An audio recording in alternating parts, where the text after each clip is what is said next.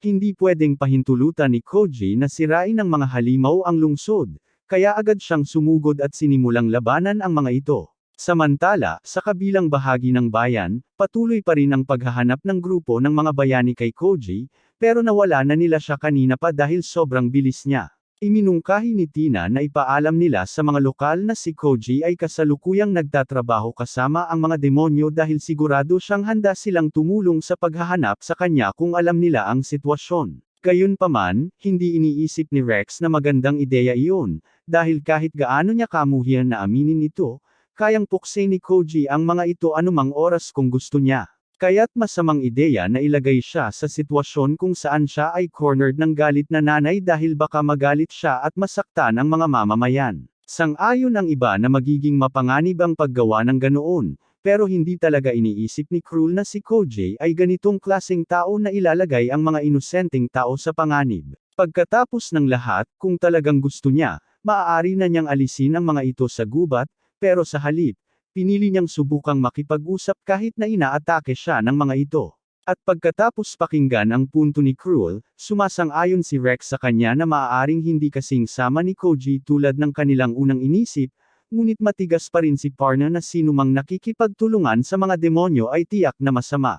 Naiintindihan ni Rex kung bakit siya ganoon ang nararamdaman, pero sa tingin pa rin niya, sa ngayon, ang pinakamainam na hakbang ay pakawalan si Koji. Hindi makapaniwala si Parna na talagang balak ni Rex na itigil na ang pagsubok na hulihin si Koji kahit nakasama niya ang anak ng Demon Lord, at inaakusahan pa siya na kakampi ng mga demonyo. Pero sinisiguro ni Rex sa kanya na labis pa rin siyang laban sa mga demonyo. Alam lang niyang may higit pang kwento si Koji kaysa sa nakikita, kaya gusto niyang magtanong muna sa kanya bago sila gumawa ng anumang bagay, at parehong sumasang-ayon sina Cruel at Tina dahil mayroon din silang mga tanong para kay Koji, kaya napilitang sumama si Parna. Bigla, narinig nila ang tunog ng walang katapusang sigaw ng mga mamamayan sa takot, kaya't nagmadali si Cruel upang tingnan kung ano ang nangyayari at mag-alok ng kanyang tulong, at dumating siya sa tamang oras upang iligtas ang isa sa mga mamamayan na malapit ng madaganan salamat sa kanyang banal na kalasag. Sinabi niya sa lalaki na bumangon at tumakbo dahil hindi tatagal ang kanyang spell laban sa ganitong uri ng puwersa, pero hindi makagalaw ang lalaki sa ngayon, kaya sinabi nitong kalimutan na siya at tumakbo na lang habang kaya pa. Gayunpaman, talagang tumanggi si Cruel na iwanan siya dahil tungkulin niya bilang isang reyna na tiyaking maprotektahan ang kanyang mga nasasakupan. Sa kasamaang palad, hindi nagtagal ay nawasak ng halimaw ang kanyang kalasag, na nag-iwan kay Cruel at sa lalaki na ganap na walang depensa, ngunit bago pa man nila mawasak, dumating si Koji sa tamang oras upang harangin ang atake. Nakita niya kung gaano katindi ang laban ni Cruel para ipagtanggol ang lalaking iyon, at siya ay humanga. Hindi niya akalain na mayroon siyang ganung lakas ng loob. Pagkatapos ay inasikaso niya ang halimaw sa isang suntok, at ngayon naligtas na, sinabi ni Cruel sa lalaki na maghanap ng ligtas na lugar. Nagpasalamat ang lalaki sa kanya para sa tulong at tumakbo palayo nang dumating sina Rex at ang iba pa, at natigilan sila nang makita si Koji, pero binasag ni Cruel ang katahimikan sa pamamagitan ng pagsasabi sa kanila na si Koji ang nagligtas sa kanya.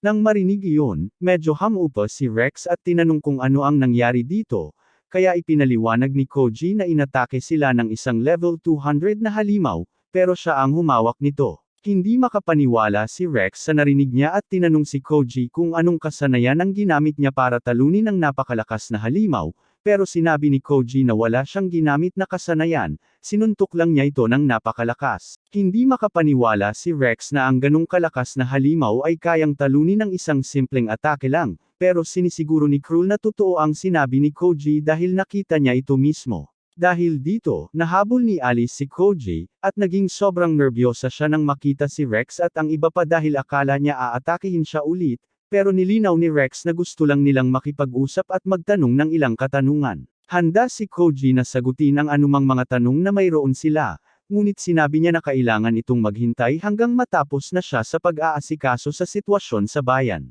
Gayunpaman, bago tumakbo si Koji, tinanong siya ni Parna kung talagang hindi siya tumutulong sa mga demonyo na manalo sa digmaan, ngunit wala siyang ideya kung saan niya nakuha ang ideyang iyon dahil malinaw na sinabi niya mula pa sa simula na siya ay neutral. Habang sinasabi ito ni Koji, isa sa mga gwardya ng lungsod ang tumakbo papunta sa lahat at sumigaw na tumakbo sila kaagad. Rex ay nag-aakalang ito ay tungkol sa malalaking halimaw na bumaba sa bayan, ngunit ipinaliwanag ng gwardya na mas masahol pa ito dahil nakita niya ang isang napakalaking hukbo ng mga halimaw, mga 10,000 ang bilang, na nagmarch patungo sa lungsod. Lahat sila ay nagulat nang marinig ito, at kung totoo ang sinasabi ng gwardya, wala nang pag-asa ang mga tao sa bayan na ito. Sabi ni Rex na kailangan nilang umatras at iligtas ang pinakamaraming tao hanggat maaari, at humingi ng tulong si Cruel kay Koji. Sabi niya, masaya siyang tumulong, pero una, kailangan niyang tawagan ang mga kaibigan niya sa inn,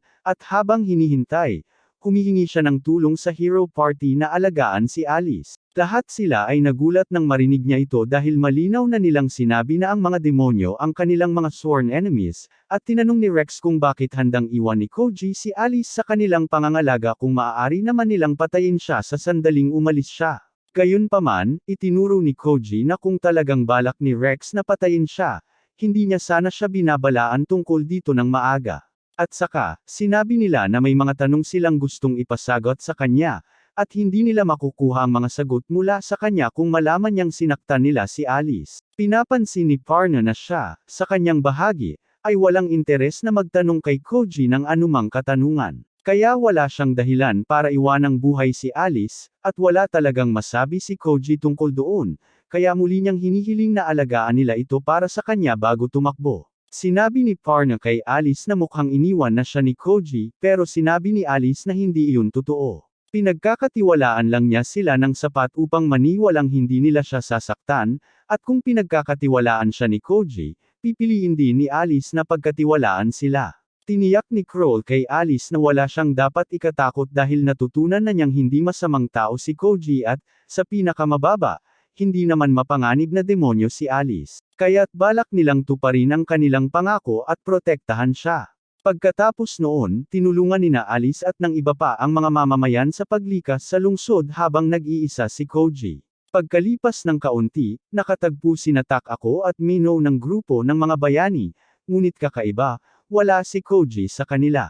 At hindi pa rin nakita ni Mino at Takako si Koji kahit sinabi nitong tatawagan sila, kaya hindi maiwasan ni Alice na mag-alala dahil wala siyang ideya kung ano ang ginagawa ni Koji. Dahil dito, may isang gwardya na tumakbo papunta sa grupo at humingi ng tulong dahil nakita niyang may isang lalaki na tumakbo upang harapin ang buong hukbo ng mga halimaw mag-isa, at nag-aalala siya dahil sa tingin niya ay wala itong laban, kaya't nakiusap siya sa kanila na iligtas siya.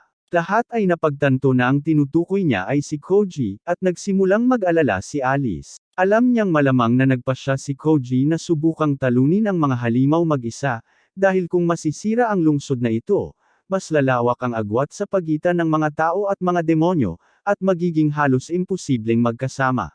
Pero kahit gaano pa kalakas si Koji, magkakaroon pa rin siya ng maraming problema sa pagharap sa napakalaking hukbo, kaya't nagpasya ang lahat na pumunta sa unahan upang tulungan siya. Samantala, sa labanan, si Koji ay kasalukuyang ginagawa ang lahat upang labanan ang hukbo ng mga halimaw na papalapit, at nang dumating ang iba, nakita nila siya sa gitna ng isang matinding laban. Tinanong ng mga miyembro ng Hero Party si Takako kung bakit pinili ni Koji na lumabas at makipaglaban mag-isa kahit na may mga tao roon na handang sumuporta sa kanya, at ipinaliwanag niya na malamang ayaw niyang may ibang mamatay. Tinanong ni Cruel kung ano ang ibig sabihin ni Takako sa sinabi niya, kaya ipinaliwanag niya na si Koji ay lumalaban para sa kapakanan ng parehong tao at demonyo, at kung may sinuman mula sa alinmang panig ang mamatay, magiging mas mahirap para sa kanya na makamit ang pagkakaisa dahil sa lumalaking galit. Nagulat si Rex nang malaman na ang layunin ni Koji ay ang pagkakaisa ng parehong lahi,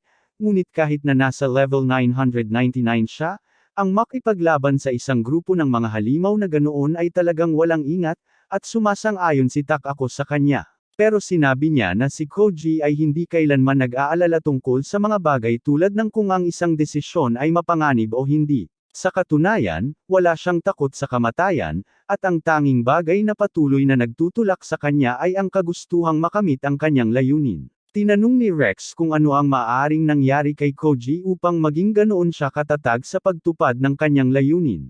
At ipinaliwanag ni Takako na hindi gaanong magkaiba ang kwento ng nakaraan ni Koji sa kwento ni Rex, dahil tulad ni Rex, noong bata pa si Koji, pinatay ng isang halimaw ang kanyang ama, at sa simula, si Koji rin ay nanumpa ng paghihiganti sa lahat ng mga demonyo para sa nangyari sa kanyang ama, at nagsimula siyang mag-ensayo ng walang tigil upang maging sapat ang lakas niya para makaganti. Agad niyang napagtanto na ang klase ng mga taga-bukirin ay dinisenyo upang maging mahina, at ang pagtatangkang makipaglaban sa mga halimaw bilang isang taga-bukirin ay maglalagay sa kanyang buhay sa patuloy na panganib kahit laban sa pinakamahihinang halimaw. Ito ang dahilan kung bakit walang sinumang taga-bukirin ang nag-abala na subukang labanan ang mga halimaw mula pa sa simula, ngunit hindi sumuko si Koji, at makalipas ang ilang panahon, napagtanto niya na kapalit ng pagiging mahina kumpara sa lahat ng iba pang klase, ang mga taga-bukirin ay nakakakuha ng mas mabilis na pag-level up kaysa sa iba basta't magtrabaho sila ng mabuti.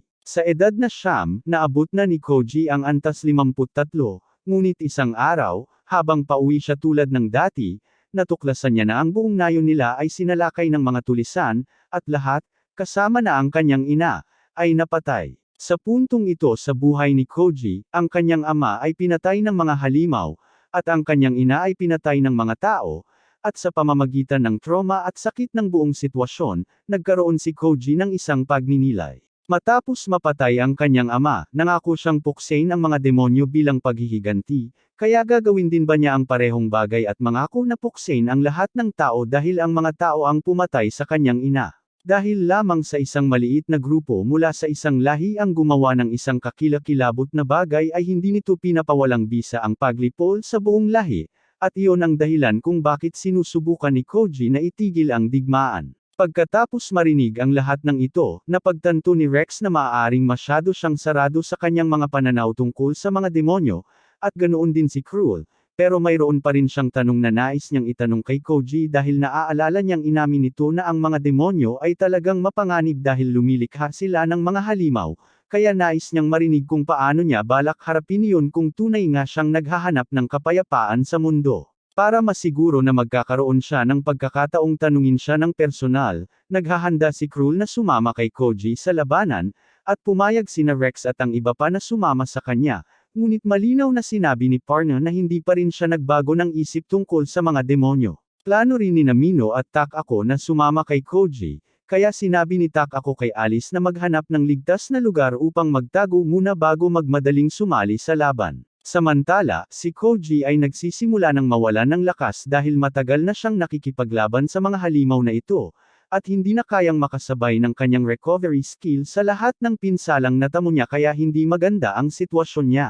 Nakapin siya ng isang grupo ng mga halimaw, pero bago pa nila siya mapatay, nailigtas siya ng isang pagsabog ng banal na kidlat mula kay Rex. Nagulat si Koji nang makita na talagang dumating ang hero party para tulungan siya, at tinanong niya kung ano ang ginagawa nila dito, kaya sinabi ni Cruel na mayroon pa siyang mga tanong na gustong itanong kay Koji, kaya hindi niya maaring hayaan itong mamatay dito, at sinabi ni Rex na bilang isang bayani, hindi niya maaring iwan si Koji na siya lang ang lumalaban. Sumunod na sumali si Namino at Takako, at habang pinipigilan nila ang mga halimaw, lumapit si Tina kay Koji at sinimulang pagalingin siya dahil medyo masama ang kanyang kalagayan. Sinabi ni Koji sa kanila na hindi talaga sila dapat nandito dahil may malaking posibilidad na mamatay sila, pero siniguro ni Cruel na walang mamamatay, at hindi nila hahayaang mamatay si Koji, kaya dapat magtiwala siya sa kanila.